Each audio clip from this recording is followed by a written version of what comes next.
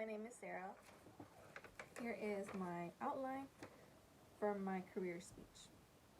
It's important to ensure education to the next generation. In today's topic, I'll be talking about elementary school teachers.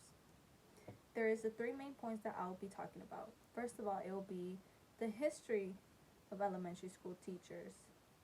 What is an elementary school teacher? What do they do? And lastly, the pros and cons of an elementary school teacher. The two sources I'll be using is Teacher Educational Historical Overview in the International Perspective by Edward R. Demore. And another article is Pros and Cons of Becoming an Elementary School Teacher. In the early human years, teaching was very informative. Seeing teaching was a process of passing knowledge to their students. But back then, students obtained skills by their elderly. What jobs did they have? What careers did they have? Teachers taught the process of learning and reading and the mortals. How to attend a genuine life through preachy texts. Back in the colonial American, teaching was something for men.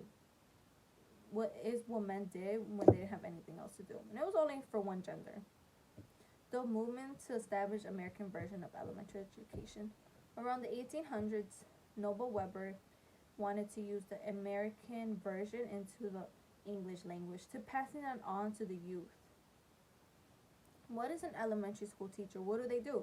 Well, there are teachers who usually teach kindergarten all the way to 6th grade, having one class teaching a couple subjects. Is an educator who must be able to communicate with their younger students, having control and a flexible, creative lesson plan for them, and how to reach the students.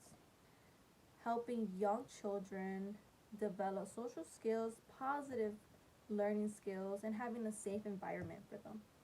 Preparing the youth for their future education. Lastly, there's pros and cons of becoming an elementary school teacher. And yes, it's from kindergarten all the way through 6th grade. So having different age groups, having different attitudes with them. So one pro is what do you do? What you do for a living does matter, and what that means is you get to feel what you did today made a difference in a student's life. What you taught today made an impact on a student's life. So as a teacher, you should feel like that experience is rewarding, not only for you but for them, because you're teaching them something. You're making an impact in their lives. A con is having a lot to do. In elementary school teachers, yes, they do stay with the children all day, and then for their prep work, they have to go home, do their work, and even on the weekends they have to do it since they're with the kids all day. There's barely any time to be prepared.